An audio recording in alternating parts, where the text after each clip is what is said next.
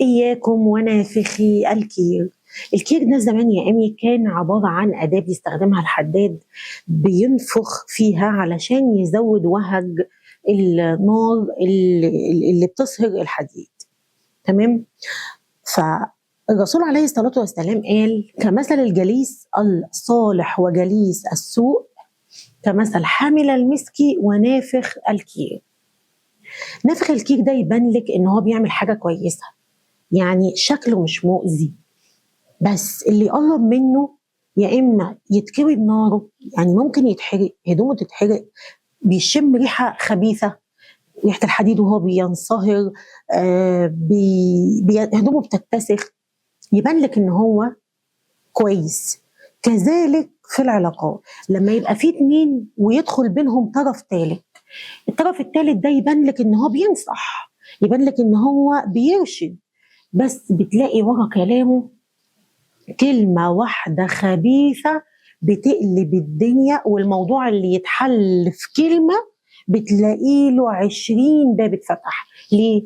كلمة واحدة بس ممكن تقلل ثقة الشخص في نفسه، اللي هو مثلا يجي يقول له ايه: خليك راجل، وانت ما عندكش كرامة، بدل ما يقول له: انت كرامتك مهمة، بس فكر معايا ازاي ان احنا نحل المشكلة، خد فرصة تانية بينك مثلا وبين مراتك، او بينك وبين امك، او اخوك، وحاول ان انت تهدى وتحل المشكلة.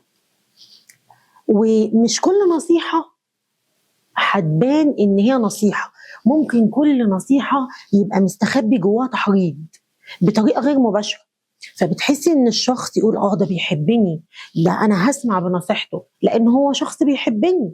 بس لا، ما تنفخش في الكير، ما تخليش اللي قدامك تشعل نار غضبه بكلمة صغيرة، وانت كنت ممكن تقول نفس رسالتك دي بس بكلام أحن وأهدى. فعلا المفروض ان احنا نختار مين اللي يقدر يحتوي غضبنا. يعني انا دلوقتي مين اللي هروح احكي له؟ هل الشخص اللي انا هحكي له ده هيهدي ولا هيشعل النار اكتر؟ هل هيحتوي غضبي وزعلي، ولا هيضغط اكتر على الجرح ويتك اكتر ويحسسني ان انا ضعيف، ان انا استاهل اللي حصل لي؟ المفروض ان احنا نختار مين اللي نحكي له. بلاقي في ناس ممكن تيجي تحكي لها تشعل الدنيا وتقول لك: لا، ده انت لازم تاخد حقك. طب ما تاخد حقك، بس هل هتاخد حقك بكرامة ولا بغضب عنيف؟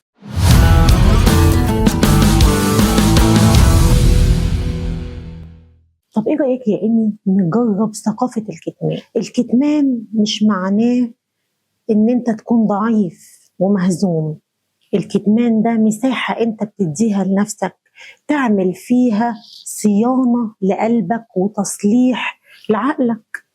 سيدنا علي بن أبي طالب قال: سرك أسيرك، إن بحت بيه بقيت أنت أسيره. ما تسيبش حد يتحكم فيك، ادي لنفسك مساحة إن أنت تخبي فيها أسرارك.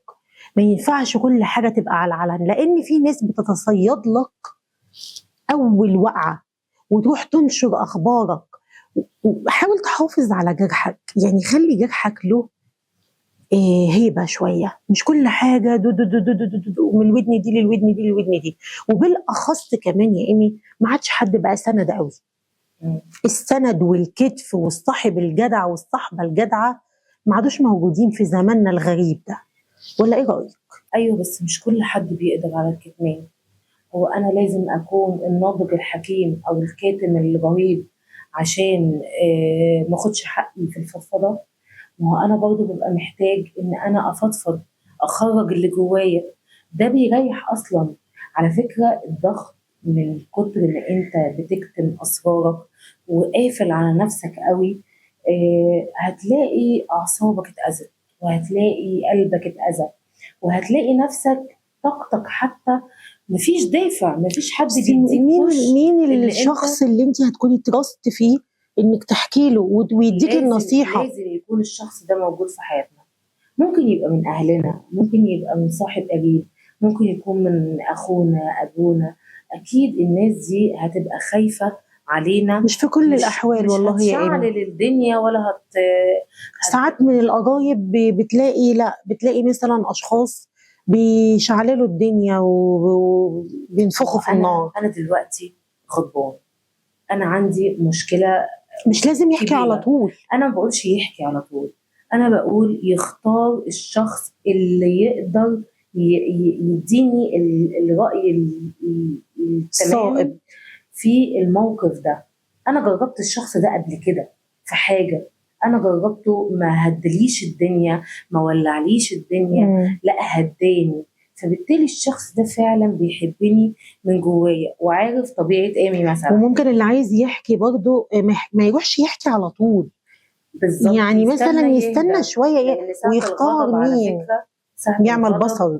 ساعة الغضب بيتقال كلام احنا ما بنبقاش عارفين اصلا بنقول كنا قلنا ازاي، ما بنبقاش عارفين اصلا ده طالع من جوانا ازاي، من كتر ما انت بتبقى حاسس انك مأذي وجاي عليك قوي. فانت الناس بتخرج بتستغل نقطة الطاقة الضعف دي بالظبط. وتروح تنقل الكلام، والمصيبة كبيرة جدا للأسف في بقى نقل في الكلام. ناس بتنقل الكلام بمنظورها هي، مش بالمنظور اللي اتحكى. فبالتالي في الموضوع بيكبر. اختلاف في وجهات النظر بتحصل كده. ايه ده؟ ازاي قالت كده؟ ايه ده؟ لا ده قال كده. والكلمة تبقى عشرة ونفخ والموضوع بقى نفخ. يكبر تلاقي لحد مثلا ما نلاقيه في الاخر بقى ملوش حل. الموضوع كان بيبقى بين اتنين، بالظبط. فجأة بتلاقي 10 بينفخوا بالظبط. بيرددوا الكلام ومش هو اللي حصل. بالظبط. وبتلاقي مشكلة صغيرة بسبب ردود الأفعال بيبقى الوضع كارثي. فعلا وتقولي يا ريتني ما حكيت. هو ده اللي أنا بقول لك عليه، الكتمان شوية ساعات بيبقى ذكاء.